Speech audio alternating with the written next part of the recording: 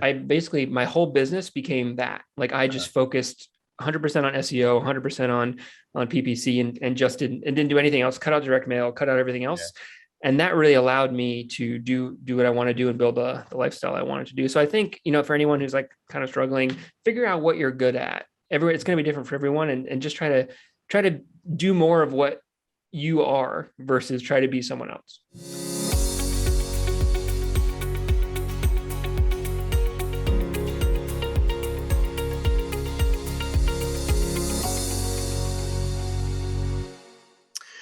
All right, ladies and gentlemen, welcome back to the Passive Cash Flow Podcast. I have an OG original guest here, Tim Oppelt. How we doing today, Tim?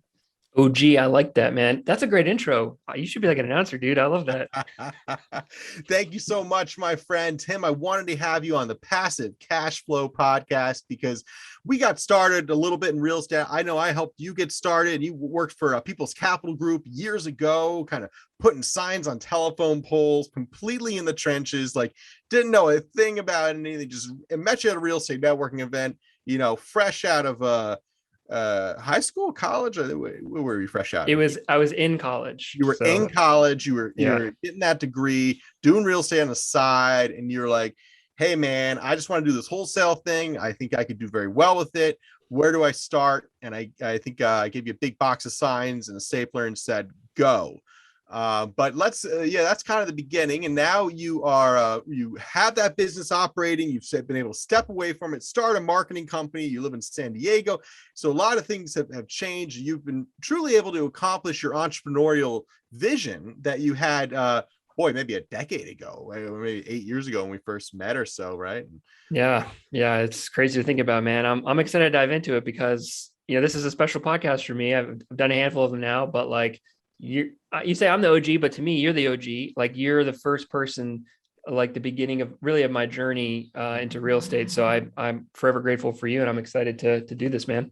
Thank you, my friend. Thank you. Yes. There's always another OG, and then there's an OG that I learned from as well.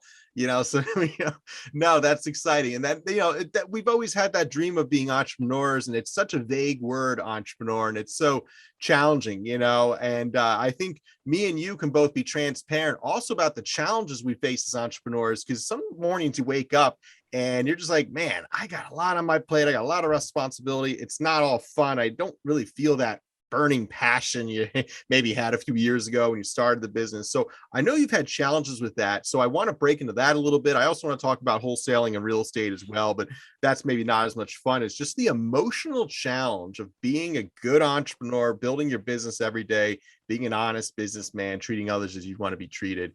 And, keeping that fire going, right? That's the heart. How do you keep that fire going? I know you had challenges with that. So maybe let's go back into it. Let's start from the beginning. Explain how you got started in real estate. I remember while I was in college, I went to the college of New Jersey, right? We're both from Jersey. Every Saturday morning, I would wake up at like 4 or 5 a.m. I would take Aaron's beautiful box of bandit signs, and I would go up to beautiful Newark, New Jersey at like places where I clearly like don't fit in. And I would be putting up signs on the poles for like 3 hours every morning. I went that early in the morning because I was worried about get too much attention to me or whatever. So I did that every week for months and months. It was an hour and a half drive from college up to Newark, New Jersey. So, I mean, that's it, paying your dues, right? And then, did I get paid a lot? No, probably not. But it was a great learning opportunity for me. That's when you were doing short sales, you're doing wholesaling and investing at the time. And I was really, I kind of learned what it was from like YouTube videos and whatnot. And yeah, you just kind of taught me the business, showed me how it actually happens, like how you actually get paid and things like that. And yeah, basically I did that up until I moved, I believe, into Delaware. Yeah. My fiance got into grad school down there. So then I packed up and moved down there. And then that's when I started my business for myself, taking the wisdom that you gave me and started applying it. And I know you kind of helped me as well, kind of funded my business a little bit in the beginning. I was happy to give you a good return on that, I'm pretty sure. But I did very well in that investment. Yes, that was one of my best investments. Yes. Yeah. Yep. Yeah. So basically that's it, man. Like, I don't know how deep you want me to go into it. I can go year by year. I can give you like a 30-second summary, man. It depends. But yeah, basically my whole wholesaling business is in Delaware, still is today, even though I live in San Diego. It's completely virtual. I have a partner doing things there. So I think it's kind of a unique setup that I have. But yeah, I'm happy I'm doing it still. Yeah, no, that's great. And wholesaling is a great way to get started in real estate. Stapling the poles to the telephone signs, like we buy houses. It's not a great way to get deals right now, but back then it actually worked. And I remember, showing you how you got paid on the HUD, how you protect your fee, how to actually structure a wholesale transaction. They're all a little different, estate sales, short sales, foreclosures. So that was interesting stuff. But what I really want to break into is not so much how to staple signs to telephone poles, but you could really teach people. Sure. You're great at that, but you're a great stapler. So Thank you. what you're doing now doesn't work out. You could always, but what I want to focus on is, you were able to actually build that business up, and it was a small little wholesale business, and you had, I think I gave you like $1,500 in cash or something, like that, and it was incredible what you were able to do with that, and then you repaid me in full in like a year, plus interest, and it was a great investment on my end. So it was incredible what you could do with the seed capital.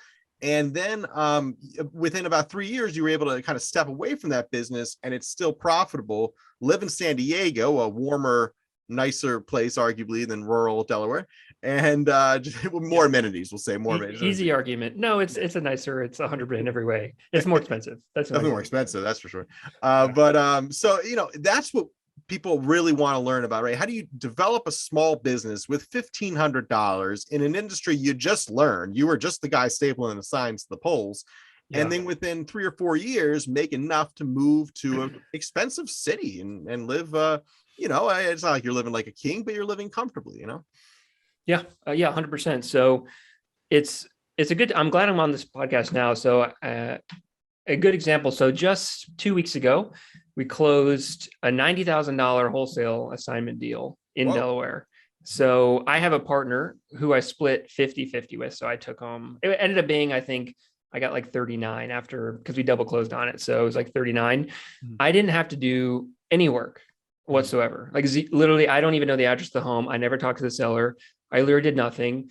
I didn't even do any marketing for it at that point because it came from my website. So my probably total time involved was 30-minute phone call with my partner about it. And that was it. And it's a $40,000 check. Granted, that's like, doesn't happen all the time, right. But to me, that's my goal, is to have it passive. I'm not doing 100 deals a year, but I can bring in some passive income without having to do really any work at this point. I have the freedom of time. So yeah, I mean, it took a while to get there for sure. I'm happy to go into that 100%. Well, I think a big part of that is developing the marketing system that drives the leads. And that was always kind of your specialty. I know you were very good at the paid ads, and I had hired your company a little time to do that when you were kind of starting out. And so you created a lead system. So kind of break into that. How did you create a lead system that to this day apparently is still driving really great leads? You just made a great wholesale fee. It's crazy. Yeah. I mean, it's no secret, right? So I got a website, Carrot, I like them a lot. I work with them as well, but like they do SEO training, and I host a website on that platform. And basically I put a lot of work in probably like 2015. Honestly, I put a lot of work into my site up front. And then I paid someone to basically do backlinks for me, just an SEO company, a few $100s a month. And then that's honestly all I did. And probably Delaware is a little bit easier to rank than, let's say, New Jersey, right? You're trying to rank for all New Jersey, but yeah, that's what I did. And basically you rank on Google. So if someone searches "sell my house fast" or "cash for houses," or, "stop foreclosure" or whatever, your website comes up, they fill out a form, and then you call them up. Basically that's it. And then you can, SEO is kind of free once you get it dialed in, or you can pay Google as well to kind of show up on ads. So I do both of those, and it seems to be producing a lot of leads these days. Everyone else and their mother is doing direct mail and cold calling. For me, I tried that, but it just didn't work as well. Maybe just my personality wise. You do have to kind of know what you're doing and like being behind a computer. I don't think you personally would enjoy doing the internet marketing side of things. You're like Uh, the sales guy. For yeah, me, I like that kind of analytical stuff. sure, sure. Yeah. Yeah, that's good. And that's the thing too. I think you hit the nail on the head too. You're in a probably a less competitive market. So there's a lot to be said for picking a good market where there's not a huge amount of competition, yet you're not too far from like Washington, D.C., kind of Philadelphia area. So you probably get a little bit of growth from there, I guess. But, so that Delaware market, you're really not competing with much. Was that one of the reasons you ended up down there with that business? Or how'd you end up down in rural Delaware? Yeah, just honestly, just because my fiance got into grad school there. So luckily it wasn't in San Francisco because then I don't know what I would have done. But for now, I mean, I could, like, I live in San Diego, my business is in Delaware. I could do this theoretically in any state in the country if I Right. wanted to. Mhm. Right. So, I think there is something to be said for the market. And the reason why I haven't, I mean, there honestly isn't a great reason. I could do it. It's just a matter of like what you enjoy. And I will say, like, I don't know if this is really what you're Hours you looking want to for work. here. Yeah. What'd you Yeah. say? It's how many hours Oh, you want to work. It's like you're saying, it's your time. Yeah. But go ahead. yeah. I mean, for me, like, what has helped me the most become successful is like figuring out, for like an entrepreneurial standpoint, like what I'm good at. And I was doing for a while in Delaware, I was doing bandit signs, I was doing direct mail, I was doing online ads, and like some were okay, some weren't, and I just like was plateauing. And then once I accepted the fact and understood, like became self-aware enough to know, hey, look, I like doing internet marketing. I know you and I were drinking wine in New Brunswick, and I was like a little tipsy, and that's when we were breaking it down, and you were like, hey, Tim, like really at the value, the core of it, what you're good at with your business is internet marketing. And I Mhm. was like, yeah, right. So I basically, my whole business became that. Like I just focused 100% on SEO, 100% on PPC, and just didn't do anything else, cut out direct mail, cut out everything Yeah. else. And that really allowed me to do what I want to do and build the lifestyle I wanted to do. So I think, for anyone who's like kind of struggling, figure out what you're good at. It's going to be different for everyone, and just try to do more of what you are versus try to be someone else. Absolutely. And what you enjoy doing as well. Like I enjoy doing these podcasts. I enjoy speaking on stage. I enjoy talking to clients and investors. And I really don't enjoy the online stuff, doing the SEO, doing the marketing. I've done that for a while. I'm not particularly good at it. I've taken a class on YouTube marketing and everything. But Right. at the end of the day, I just ended up hiring companies to do it. I just hired an SEO company for $3,000 a month to get bang up SEO. So it's definitely something that companies pay for. It's definitely something you need. But if you don't enjoy doing it, boy, that's the other thing about an entrepreneur. If you force yourself to do too many things you hate doing and aren't good at doing, eventually you're going to quit. You're going to be like, man, screw, if you made me do SEO marketing behind a computer 10 hours a day, 5 days a week, I'd be like, no, this is not what I want to do with my time. Right. Right. And, vice versa. If you had to like, just do a bunch of like public speaking engagements all the time, it might not, I don't know, maybe you might get used to it, but who knows, but it's not your cup Yeah. of tea, right? It's not what Definitely you're not. doing. So, and if you are doing what you love doing, what I think God put you on this earth to do, which is hard to find, we're all looking for it. If you're doing something roughly around that, which I think is public speaking for me, engaging with people for me, then you find success more quickly, and you enjoy doing it. I've run my business two different ways. I've woke up in the morning and really dreaded my day and been like, oh my God, I have 8 hours of YouTube marketing I got to put together today. And I've had other days where I've woken up and been so excited about it, so excited to do what I got to do with the next few steps in my day. And you're just such a better entrepreneur, better business leader, better person when you're excited about what you're doing and doing what you're put on this earth to do. So I'm glad you found that out over a few glasses of wine in New Brunswick there. Yeah, man. I will say it's funny. I was like looking over our financials, and like, my business isn't like, I'm not like a big guru. Like I'm not crushing it like low six figures, right? Like 20 deals a year or something like that.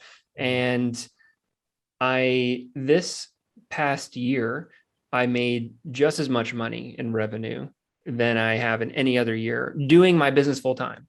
And I'm doing nothing. Mhm. So I was doing it full time and I'm doing nothing and I'm making the same amount. And it's just so it kind of it makes me angry actually that that's the case. And I just think like I remember back, it had a turning point when I was in Delaware. I was like you were saying, I dreaded getting out of bed. Like I really didn't like doing the business, and I was depressed and I was unhappy and kind of lonely. And once we had our conversation and then I kind of reflected more and was honest with myself, I realized like I don't want to go out to these sketchy homes all the time. Like I'm not a sales guy. I don't want to be doing direct mail, and like everything was so up and down. And then I made the decision, I just want to do internet marketing. I actually do enjoy it. Most people don't, but I do. Right. So I built my entire life around that. I actually started a marketing company, which has a kind of a more consistent business model, which I enjoy. I found a partner in Delaware who does all the work, who likes the sales guys. He's kind of like an Aaron. He does that. Yeah. He does all the work. I stay in my lane. Right. And I mean, I'm making just as much money as I ever was doing all that work. And I'm much happier now. So yeah. Mhm. Exactly. And that's the name of the game, finding what you're good at doing, executing, 10X on that, just executing as best you can, efficiently, effectively, and then finding that partner that enjoys going out to crappy homes, negotiating with homeowners. And there was a period of time where actually I did enjoy doing that. After doing it a few hundred times for a few years, I got pretty tired of going out to crappy homes and negotiating with out of their mind landlords and homeowners. Yeah, it's worth $1 million. The thing's falling in on something. You're like, oh, what a waste of my time. But yeah, no, I know, I've been there. So yeah, and that's it. That's why obviously I've Seth Martinez, my business partner, who's completely analytical on the detail oriented end. And boy, he catches things that I don't even notice. And in our wording, in our languages, in our numbers, whatever it is, in our systems, I kind of I just go with the flow. I have so much energy, so much momentum, and then he's very more like down to earth. Wait, we're missing a decimal point here. So really, like me probably. exactly, and those decimal points are pretty important. And, so that's why we make a good team there. So you have a great partner. So part of the secret to being able to move to San Diego and live a life of luxury is having a good partner, a good boots on the ground partner. That you also set up a win-win scenario. So there's a 50-50 split. You don't pay him a salary or anything like that. He's got to hustle. He's got to close deals to eat. Is that correct? 100%. Yep. And we even set it up recently where for the paid ads, because SEO, the deals are free, basically. So neither of us are paying money for them. He has to do the work and gets commission 50%, right? Good for him, because getting the deal is the hardest part. But with the paid ads, we structured it where he would actually pay for all the ads. So still zero risk, zero work, zero risk for me. And then once a deal would close, he would, get the money that he paid for marketing, and then we split it. So let's say it took $5,000 to get a 20 grand deal. He'd get his 5 back, and then we split the 15, right? So it's just a way I could pay for the ads, but I trying to keep my risk as low as possible, just because I can. Phenomenal. That's phenomenal. And also he's going out and answering the leads and everything. So like, you got to make sure that he understands the importance of those leads and closing those leads and feeling the cost of them is going to encourage that. But no, it's a great setup. So the first thing you do is find a good partner that complements your weaknesses. And then you structured a win-win, a commission-based structure where he's actually putting out a lot of upfront cash as well and taking the risk. You started the operation, so you took the risk there. You created a system where the leads are flowing in, and he can answer the inbox every morning and move those deals to a closing table.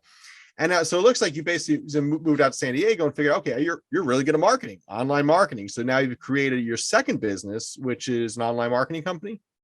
Yeah, basically for now, we're just doing like one product for one niche. We're doing Google ads for real estate investors, right? So basically that's it. Yeah. Simple. Okay. So that's interesting. And then what do that helps them find deals for sale or yeah, sure. Like people who don't know what that is, right? So it's just for motivated sellers, right? So basically we launch a campaign for you, and like whatever market you're in, obviously we would have to vet to the person. Google ads isn't for everyone. You really have to you have to be able to spend money, and you have to be in a market that has like probably at least 500,000 people in it. If you're in rural Minnesota, you're going to get like a deal a year. Probably it might be a waste of time. So somewhat of a population side, you need a budget. and some patience. Yeah, basically we show your, like when you Google, or when a homeowner Googles "sell my house fast" in Chicago, Yeah. your ad would show up in the little top sponsored, and they click on it. And you got to have the right website and the whole system and tracking and all that stuff.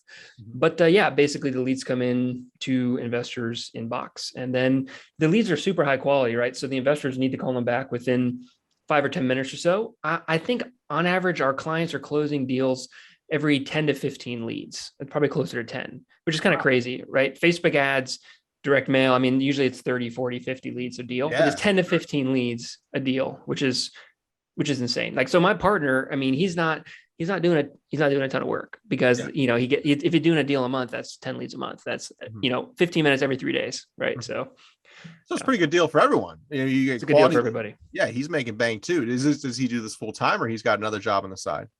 He just quit his job this summer, so he's doing it full time, and we're in the process of trying to figure out, like, what he wants long term. Kind of like where I was a few years ago. So He's like because not you, busy and then enough. it's like you're mentor, then you mentor me, and now I mentor him. It's like, just like the cycle goes on and on. Well, whatever he does, don't let him quit, because you guys got a good thing going. And let me tell you, I the know. grass is always greener on the other side. You guys are sitting here like, oh, I work 16 hours a week and I'm making enough to pay my bills. What do I do? Like, what do you mean? What do you do? Just keep doing what you're doing. Like, I don't know. Maybe start like fixing up cars on the side or something. I don't know. Do whatever you want to do.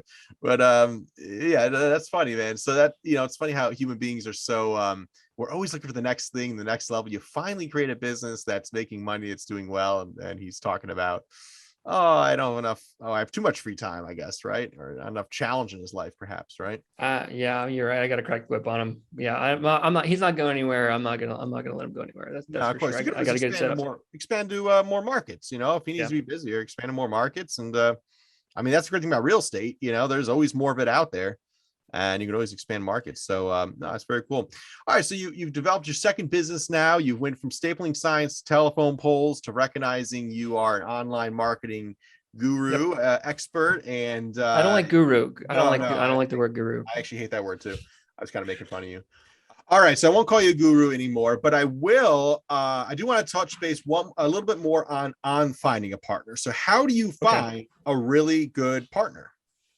dude, I'm glad you brought that up. It was really difficult, to be honest, and like, I'm happy for you and Seth, but like, it's a challenge, dude. Like, I went, so when we moved to Delaware, I knew that we were going to be there only 5 years, because Kristen's in a research program and it's a 5 year gig. I never planned on staying in Delaware forever.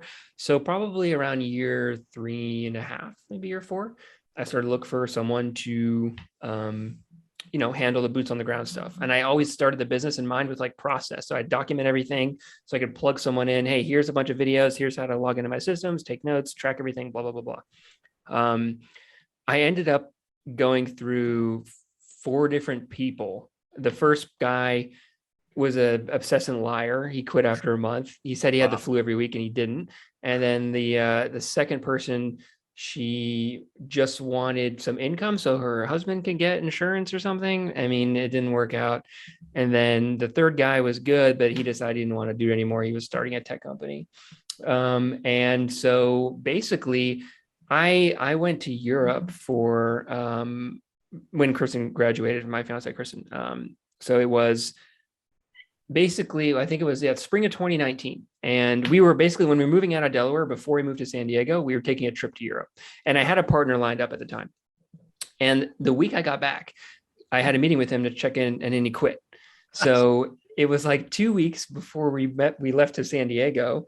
I didn't have a partner anymore. And I was like, all this work and obsessive planning that I did over the last 5 years, like, gone down the tubes. And I mean, that's the reality of the situation. It's super hard. And the partner I found now, but basically I was running the business myself while I was in San Diego. I was doing everything virtually. I was having my buyers go on appointments for me, the ones that I trusted. And Right, then, right. Not ideal, but I still could get some deals.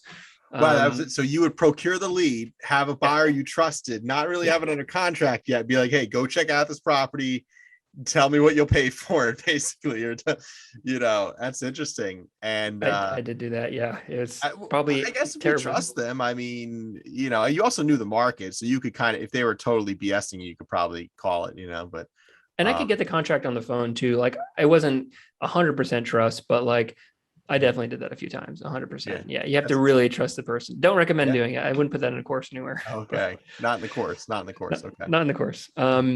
So yeah, basically the way I found my partner now was like a friend of a friend who just moved back from Texas to Delaware and it ended up working out. But like if he ends up leaving, I'm kind of in the same boat. Like I got to find a partner again. And I don't know if you've experienced that too. Like you and Seth have a good thing. And I think once you started working together, like I think when you and I started work, or when I started working for you, I should say, I think you were just starting to work with Seth or maybe beforehand. But it Mhm. seems like after you guys started working together, your business kind of went up to seven figures or whatever you're doing. So I think that, I know there's a great book called Rocket Fuel, which goes into like having like a sales vision person and then having like an operations person. And like when you have those two people, it rocket fuels your business. And it seems like that's what happened for you.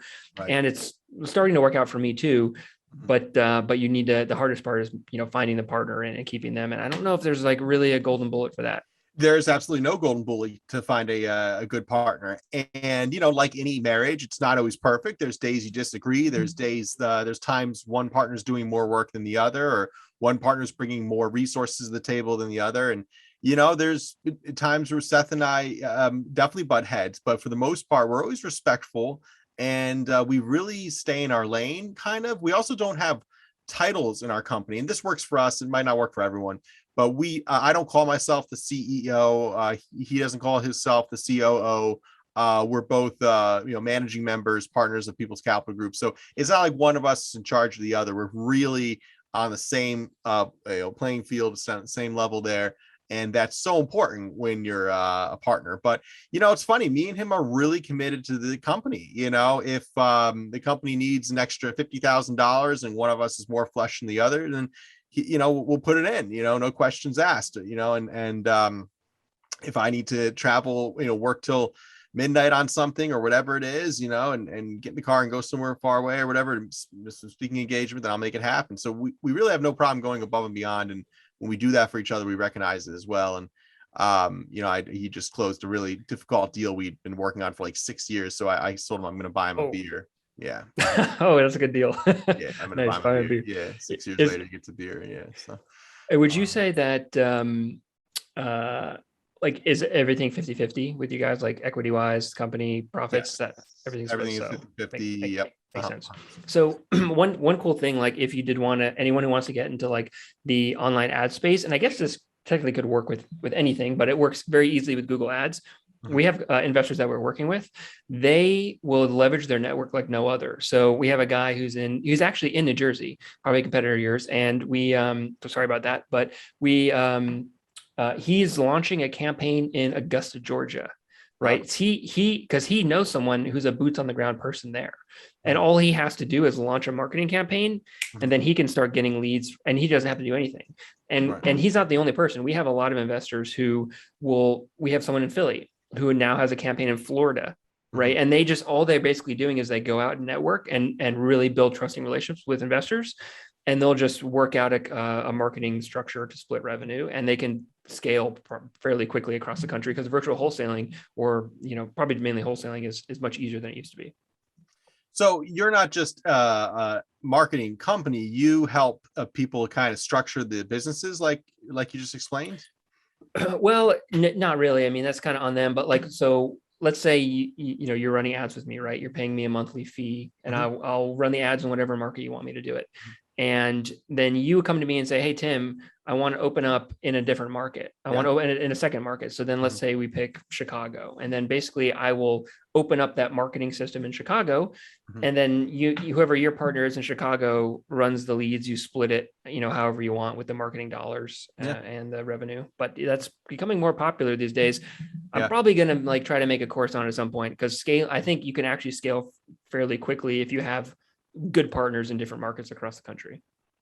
Well, it kind of begs the question, though. You just made 40 grand sitting in your computer chair in San Diego. Sure. And now the hard part was finding a good partner, it seems. The easy part was maybe developing your online marketing system. But if you got good at finding a good partner, or like teamed up with a staffing company or something like that that helped connect you with the good partners, what's stopping you from breaking into all these different cities? You got the marketing machine, my friend, right? Yeah, doing it myself. Yeah, that's in a way, I'm kind of doing that with an agency, but instead of structuring it like a percentage of revenue, I get Right. paid a flat fee. So it's a risk management thing. Yeah. I could do it that way 100%, but you're right. I have to build trusting relationships and Yeah. like, yeah. So I don't know if Well, one's better than the other. It's harder to scale that, but I plus you're could. offering the service, so you don't want to compete with your customers or anything like that, or like be taking up room in cities. So yeah, I get it. You're offering the marketing service, and that's what people come to you for. So how can business owners or real estate investors find you? Sure. Yeah. If they're interested learning about some online ads, you can go to wholesalingppc.com. Boom. I got the shirt even now. Wholesalingppc.com. Check it out. Yeah, we're there. Happy to chat with you. If nothing else, we'll hop on basically a strategy call with you, me and my partner. My partner for this business, Tyler. Yeah, we'll walk you through like what the marketing plan should be for your market, how it would work. And you get that. I mean, that's one of the most important things of launching an internet marketing campaign in a market is like, what is the plan? We'll get that to you for free, whether you like work with us or not. So, because it's important, you got to have it. And Yeah. we have a free course if you want to check it out. You learn all about PPC completely free because we're just trying to make sure people don't call us who don't know anything. So check it out. You can learn all about the myths of PPC, pros and cons, all that kind of stuff for sure on our website. What's your website again? Wholesalingppc.com. Awesome. We'll definitely check that out. No, Tim, it's been great reconnecting with you. I love what you're doing, man. And like I said years ago, your skill set really is in online marketing. And so if you're listening to our podcast here for our listeners and you're looking to get more leads in different cities and you're an active real estate investor, then go to Tim's website here. And of course, if you're on the passive side of real estate investing, you just want to own properties like you see here behind me without running around doing all the work. And being a passive investor, enjoying the benefits of being a passive investor, then you can go to peoplescapitalgroup.com and fill out an application form, and perhaps you'll qualify to become a passive investor and invest in apartment buildings without having to do the heavy lifting. So you have your options. You might want to be an active investor. You might want to wholesale deals. Maybe you want to do it part-time. Tim's company can help you do that. Maybe you also want to invest passively in real estate that produces cash flow and tax benefits and equity growth. And it's smart to be diversified, and you want to be doing active and passive. It's always good to be diversified across all fields. But I wanted to have Tim on the show today because it's pretty cool what you're doing, pretty cool where you've come from. And we, of course, started in a sense together many years ago. So it's good to catch up here as well. Yeah, man. Thanks. And if anyone needs bandit sign training, hit me up. I got the whole like layout, how to map out in Google Maps. Like I got it all down. So if you want to do that, probably not profitable anymore, Aaron says, but hey, I got it for you too. Not in man. North Jersey, but listen, there's this process to a good bandit signing, the right intersections, the right locations. I've hired many people to staple telephone signs to staple signs to telephone poles. And let me tell you, you're the best. So definitely put that in resume there. Great. That means a lot. Yeah. I'm the bandit sign, I think chief is what you labeled me. I didn't get a promotion for that, but you called me the bandit sign chief. Remember that? Chief bandit sign operator, we'll call you. CBSO. Nice. Yeah. Nice. All right. Very good, my friend. Thank you for coming on. Thank you for joining us on the Passive Cash Flow Podcast. And to our listeners, join us every week here. We have a new episode coming out. I'm your host, Aaron Fragnito, co-owner of People's Capital Group and the host of the Passive Cash Flow Podcast. Thanks for listening. Thanks, Aaron.